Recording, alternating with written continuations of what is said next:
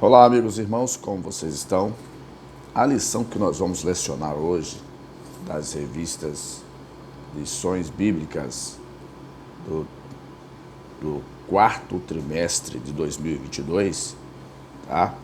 O título dessas lições é A Justiça Divina, tá certo? Para quem não me conhece, o meu nome é Marcos Roberto Rosa, tá certo? Eu sou evangelista, sou primeiro dirigente da congregação Assembleia de Deus no distrito de Gironda, no município de Cachoeiro do Itapemirim, no estado do Espírito Santo, tá certo? Então, estou fazendo esse trabalho a pedido, né, conforme já falei nas outras lições. Como eu viajo às vezes e tenho uma vida carregada, talvez nem sempre irei cumprir essa tarefa toda semana, mas na medida do possível eu estarei aqui com vocês, contribuindo para um complemento na sua sala de aula, tá certo? Você que é professor, você que é aluno, as informações que eu irei deixar aqui podem te ajudar em sala de aula. Lembrando que comecei muito cedo, comecei por volta dos meus 16, 17 anos como professor de escola dominical, tá bom?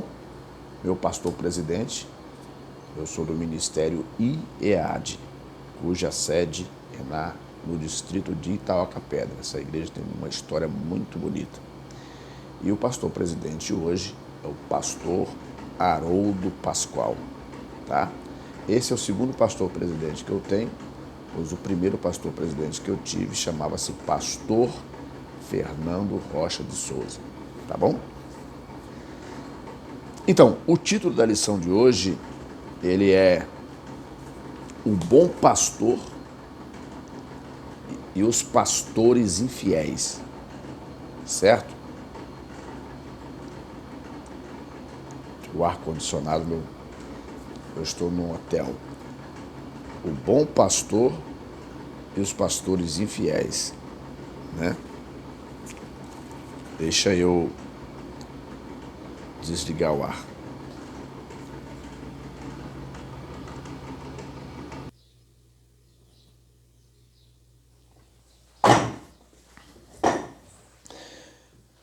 Desliguei o ar-condicionado.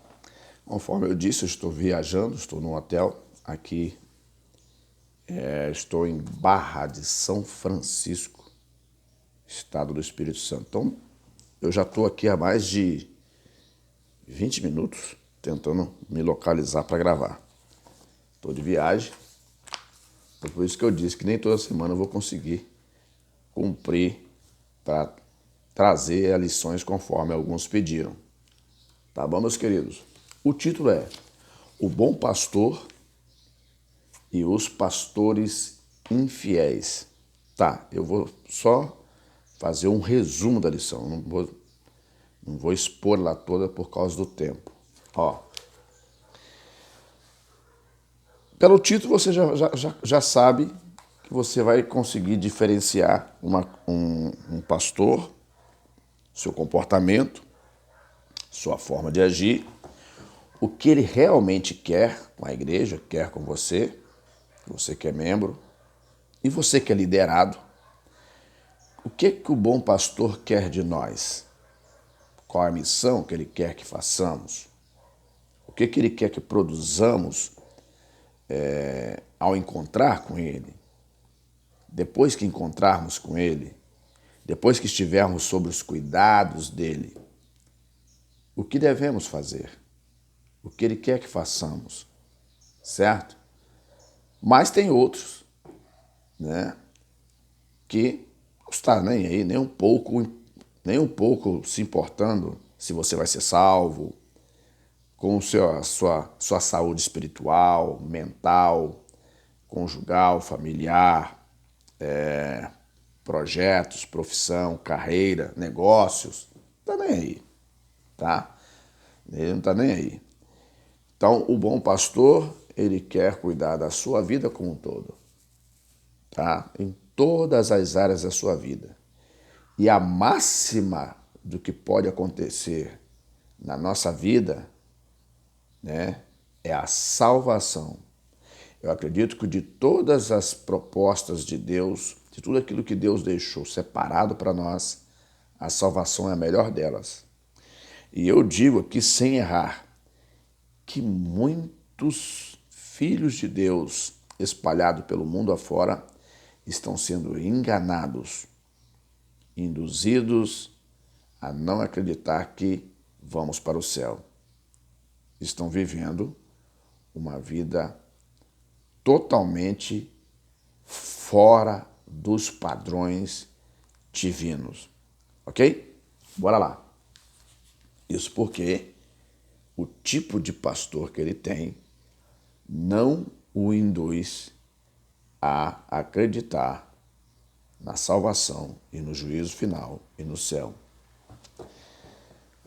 Amém? Vamos seguindo? Bora lá. O textuário diz: eu sou o bom pastor. O bom pastor dá a sua vida pelas ovelhas. João 10, verso 11. A verdade prática diz assim: as Escrituras revelam Deus como o pastor do seu povo, mas isso se aplica também aos líderes eclesiásticos. Deus dá bons pastores ao seu povo e também remove os maus.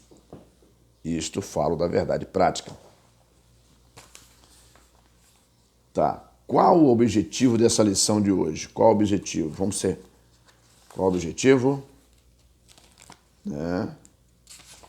O texto áureo, a leitura em classe, está escrita em Ezequiel 34, 1 a 12. Tá? Para você entender a síntese dessa lição, eu vou ler o texto todo para você. E veio a mim a palavra do Senhor, dizendo: Filho do homem, profetiza contra os pastores de Israel. Profetiza e dize aos pastores: assim diz o Senhor Jeová: ai dos pastores de Israel que se apacentam a si mesmos. Não apacentarão os pastores as ovelhas? Isso não é a missão dos pastores? Comeis a gordura e vos vestis da lã e degolais o cevado, mas não apacentais as ovelhas. Ou seja, deixavam as ovelhas à revelia. Versículo 4. A fraca não fortalecestes, e a doente não curastes, e a quebrada não ligastes, e a desgarrada não tornaste a trazer. A perdida não buscastes, mas dominais sobre elas com rigor e dureza. E agora? Eu pergunto, como ficam, né, esses pastores, como ficam esses pastores que fazem tais coisas, né? Versículo 5. Assim se espalharam, por não haver pastor, e ficaram para o pasto de todas as feras do campo, porquanto se espalharam. Olha, isso é sério, tá? Muito sério isso aqui. Esse versículo 4 do capítulo 34 de Ezequiel é forte. Versículo 6. As minhas ovelhas andam desgarradas por todos os montes e por todo o alto outeiro. Sim, as minhas ovelhas andam espalhadas por toda a face da terra, sem haver quem as procure, nem quem as busque. Olha só, isso é sério, muito sério. Versículo 7. Portanto, ó pastores, ouvi a palavra do Senhor. Versículo 8. Vivo eu, diz o Senhor Jeová, visto que as minhas ovelhas foram entregues à rapina e vieram a servir de pasto a todas as feras do campo, por falta de pastor, e os meus pastores não procuraram as minhas ovelhas, pois se apacentam a si mesmos e não apacentam as minhas ovelhas. Olha, é forte. Eu estou com vergonha, mas eu já li esse texto aqui muitas vezes, porque eu já li o livro de Ezequiel 2 vezes. Versículo 9. Portanto, ó pastores, ouvi a palavra do Senhor. Assim diz o Senhor Jeová: eis que eu estou contra os pastores e demandarei as minhas ovelhas. Aliás, e demandarei as minhas ovelhas da sua mão, ou seja, retirarei. E eles deixarão de apacentar as ovelhas, e não se apacentarão mais a si mesmos. E livrarei as minhas ovelhas da sua boca. Eles não servirão mais de pasto. Porque assim diz o Senhor Jeová: eis que eu mesmo procurarei as minhas ovelhas e as buscarei. Olha, Ele próprio. Aleluia. Glória a Deus. E se cumpriu aonde? E se cumpriu aonde? Em Cristo. Versículo 12. Como bom pastor busca o seu rebanho, no dia em que está no meio das suas ovelhas, dispersas, assim buscarei as minhas ovelhas e as farei voltar de todos os lugares por onde andam espalhadas, no dias de nuvens e de escuridão. Olha, quando Deus fala nesse tom um pouco forte aqui, não pensa que será banho-maria, não.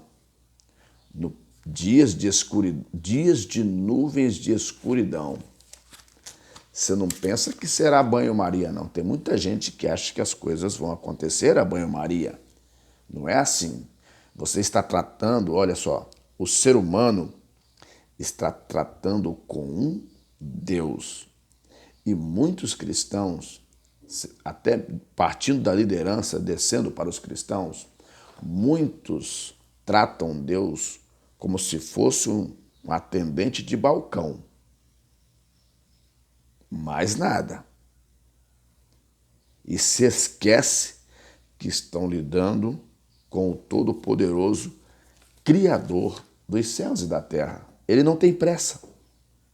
Não, quem tem pressa somos nós. Quem toma as decisões erradas somos nós. Quem não ouvimos o conselho somos nós. E isso pode, de momento, nos trazer até um pouco de conforto. Mas o futuro, que nós não sabemos, o futuro é um profeta, ele pode nos trazer a sentença das nossas más ações, por acharmos que estamos certos, não é verdade? E não ouvirmos a voz de Deus. Preste atenção. Alguém vai dizer, se você sempre ouve aquela máxima: eu não estou aqui para ouvir a voz de homem, quero ouvir a voz de Deus. Se Deus me tocar, eu vou. Mas quando o rico e o Lázaro, eles partiram dessa vida para outra e estiveram diante do Altíssimo, Lázaro, ele era um pobre, mas era fiel. Porém, o rico que zombava de Lázaro, dava das migalhas para Lázaro. Ele dizia: mande avisar a minha família para não vir para o lugar onde eu estou, porque é doloroso. E disseram para ele lá no céu: olha, lá já estão Abraão e os profetas, para avisar. Então, Deus usa homens e mulheres para poder avisar acerca das coisas. Mas eu estou falando de homens sérios, não estou falando de aventureiro, mercenário, não. Não, eu estou falando de homens sérios, tá? Bom, lemos a leitura em classe. Qual é o plano de aula? Qual é o objetivo dessa lição? Tá? Qual é a motivação dessa lição? Primeiro você precisa saber, O objetivo da lição é identificar o rebanho nas Escrituras. Segundo, descobrir os pastores infiéis de Israel. Terceiro, refletir sobre o bom pastor. Eu vou só resumir aqui por causa do meu tempo. Bora lá. A introdução. O profeta Ezequiel enfoca no capítulo 34 4 pontos sobre a figura do pastor. A saber, os pastores infiéis. Deus como futuro pastor, versículo 11. O julgamento entre as próprias ovelhas, né? Os pastores infiéis, tá? Deus como futuro bom pastor, o julgamento entre as próprias ovelhas e o Messias como bom pastor de Deus.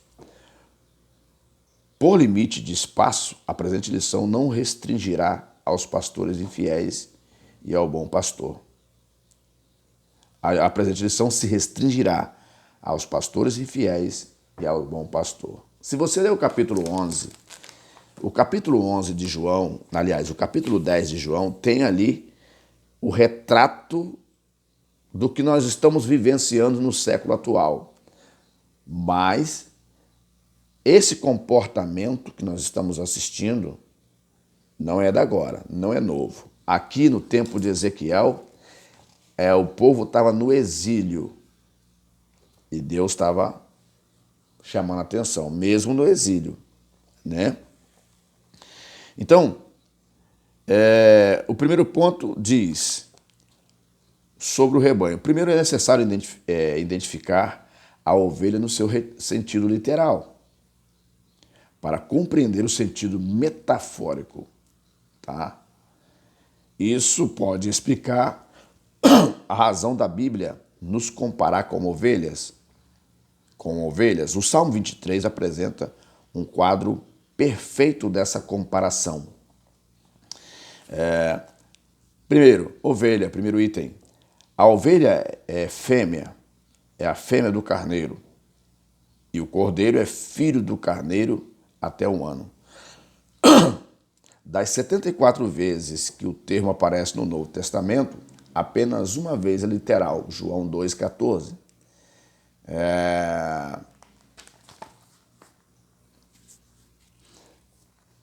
É um animal dócil e símbolo de sacrifício e redenção, Isaías 53:7.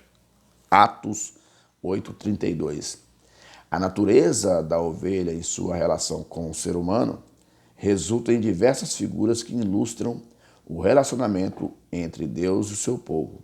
Salmo 23:1, 74:1, 100:3. Segundo, a natureza, né? As ovelhas são animais indefesos e medrosos que se assustam facilmente e se dispersam rapidamente. Uma ovelha virada de costas com as patas para cima não consegue se levantar. E além de morrer depressa, torna-se presa fácil aos predadores. Somente o pastor pode socorrê-la. E pois é necessário uma supervisão diária, as ovelhas não cuidam de si mesmas. Elas exigem atenção contínua, de dia e de noite. Sim. Né? Aqui está um relato das ovelhas, quanto à sua natureza e tal. O rebanho, tá? O rebanho é o grupo, o ajuntamento de ovelhas, né? O povo de Israel e a igreja são identificados diversas vezes na Bíblia como rebanho, tá?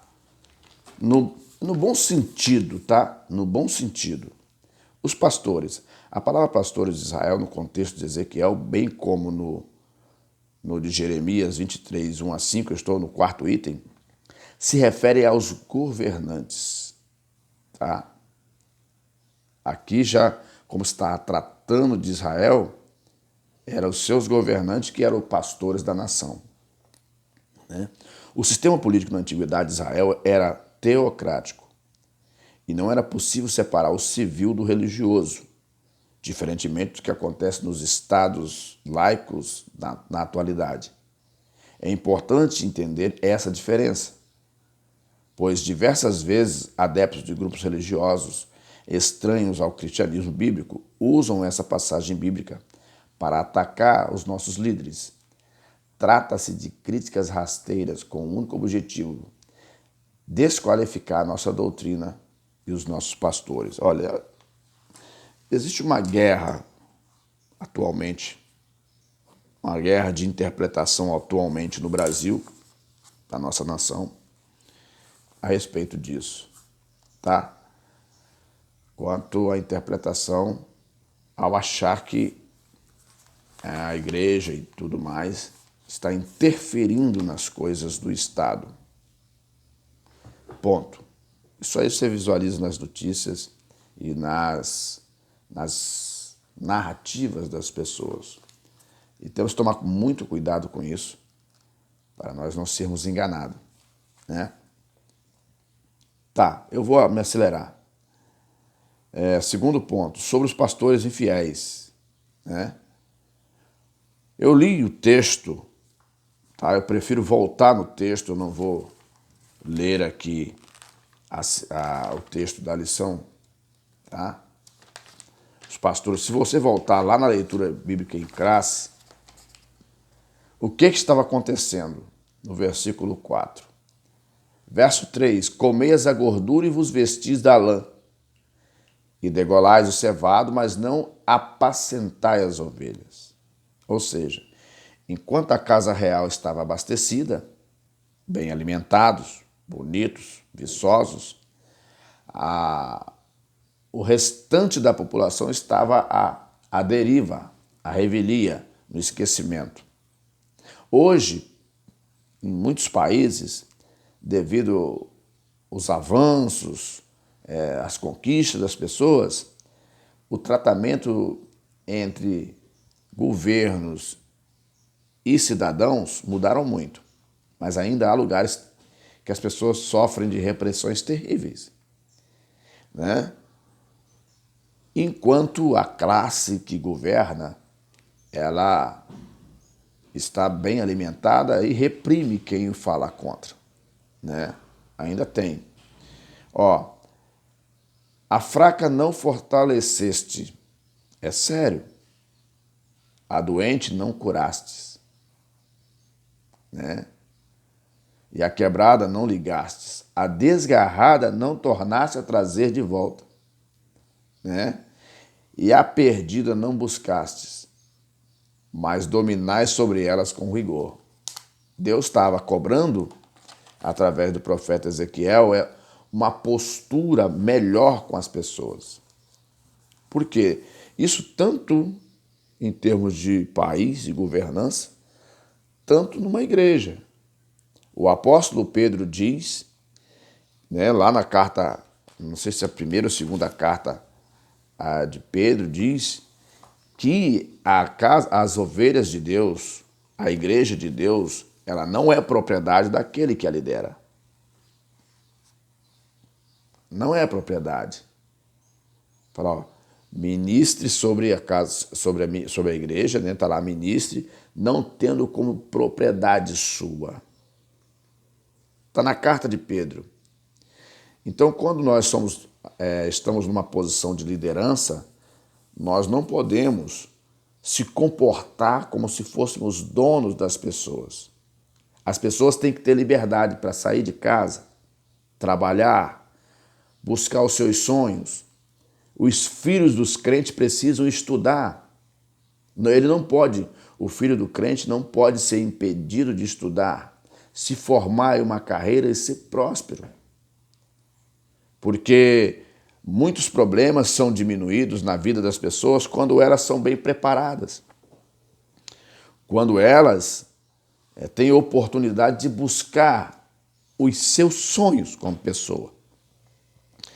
Se a pessoa é inibida de se deslocar, né, de tomar decisões, né, às vezes a pessoa pode estar até com dúvidas e procurar uma liderança para conversar. Olha, estou para tomar essa decisão, a liderança pode ajudar, né? Mas não como tendo domínio sobre a pessoa. Aqui, As pessoas não tinham, vamos falar um termo mais claro, porque aqui está no figurado das ovelhas, as pessoas não tinham a liberdade. As pessoas estavam fracas mentalmente, espiritualmente, fisicamente e eram consideradas. Se você estudar a história, você vai observar que quando Jesus aparece e ele começa a curar, logo há uma revolta. A partir do capítulo 11 de João, eles já tramam a morte de Jesus. Porque disseram assim, os sacerdotes se reuniram com os fariseus, formaram conselhos para discutir o que fazer com Jesus. Pessoas que estavam doentes naquele tempo eram consideradas amaldiçoadas e muitas delas eram retiradas do convívio para morrer. Não eram consideradas. Havia uma interpretação muito ruim a respeito das pessoas. As pessoas não tinham liberdade. Mas os sacerdotes ficaram preocupados. Não podemos deixar ele continuar. Senão os romanos vão vir e vão tomar o reino de nós. Então preste muito bem atenção que nem todo líder está interessado no bem-estar dos seus liderados. Ele quer o que aquele liderado pode produzir. Para isso surge a figura do mercenário. Tá? O mercenário ele não está nem aí, ele joga dos dois lados. Pode ler lá no capítulo 10 de João, que você vai ver que lá Jesus está descrevendo 4 tipos de liderança. O estranho está nem aí para você, ele quer o que você tem. O ladrão é o que vai te sugar você ao máximo. Mas não está nem aí para você. Né? Ó. O lobo, que te destroça, e o mercenário. 4. Dentre os 4 está o bom pastor. 5 classes. O estranho, o ladrão, o mercenário e o lobo. São pessoas que assumem lideranças, mas querem apenas o que você é capaz de produzir. E às vezes, para poder deixar você satisfeito, às vezes uma palavra de exortação, de correção, de exortação e de advertência, ela pode deixar a gente desconfortável. E quando estamos desconfortável, né? Quando nós estamos desconfortáveis, nós falamos assim, não quero ficar mais nesse lugar, eu ouvi essa palavra, mas eu não prestei atenção que está querendo me curar. O metiolate, quando eu era criança, e às vezes tomava um tombo e se feria, mas a minha mãe tinha me avisado, olha, meu filho, para com essa correria sua, que você vai cair. Eu não levava em conta aquilo e caía mesmo, se relava todinho. Só que naquele tempo o remédio que tinha, hoje quase você não vê falar mais em metiolate. Mas quem é da minha idade sabe que a boa parte das feridas que tínhamos no corpo era curada com metiolate e aquilo ardia demais, queimava, certo? Então, nós temos que prestar atenção na cura, mesmo que ela incomoda, mas ela vai curar. Mesmo que a palavra que eu ouvi, ela passou por mim e me deixou desconfortável, mas ela é uma palavra que quer. Não estou falando da ignorância, da falta de educação, não. Temos que separar uma coisa da outra. A ignorância não é orientação e nem falta de educação. Isso aí é outra parte. Eu estou falando de uma orientação, dizendo, olha, gente, nós que somos separados de Deus não podemos ficar adulterando. Tem alguma coisa demais nisso? Está orientando. Aquele homem que escolheu a sua mulher, fique com a sua mulher. Está errado isso aqui? Aquela mulher que escolheu o seu marido, fique com ele. São escolhas. Claro que tudo tem que ser analisado. São escolhas. Agora, eu preciso prestar atenção na orientação que eu estou ouvindo. Quantos filhos de Deus já não frequentam mais os cultos de doutrina na igreja? De ensinamento bíblico, de porta fechada, que é ali que a nossa conversa é séria. Quantos já não vão mais? Porque é aquilo que o apóstolo Paulo disse, a comichão nos ouvidos, não suportarão ou suportariam a sã doutrina. Então, nós precisamos ter uma boa mente para interpretar o que a palavra quer nos dizer. Separar aquilo que não é para nós e aquilo que é para nós, nós ouvirmos e meditarmos. Poxa, eu preciso melhorar mesmo. Né? Então, hoje, as pessoas estão sendo induzidas a ficar aqui. Mas o apóstolo Paulo diz que aquele que pensar em Cristo só nessa vida é o mais miserável de todos os homens, de todos os seres humanos. Então nós temos que tomar muito cuidado para nós não sermos induzidos a continuar aqui. Porque Deus vai trazer juízo sobre essa terra e precisamos estar preparados para poder participar desse juízo, de sermos aprovados. Temos que ter uma postura para poder sobreviver aqui. Qual é a missão do crente? Que está lá em Lucas 4, verso 17 ou 18, que diz: o Espírito do Senhor está sobre mim. Né? Essa é a missão do crente. Acho que é Lucas 4, se não me engano, Lucas 4, 18, diz, só para nós encerrarmos, já que eu estou dando só uma síntese, só uma prévia da lição, espero que você estude. No Lucas 4 diz, versículo 18 e 19, o Espírito do Senhor está sobre mim, pois que me ungiu para evangelizar os pobres, e enviou-me a curar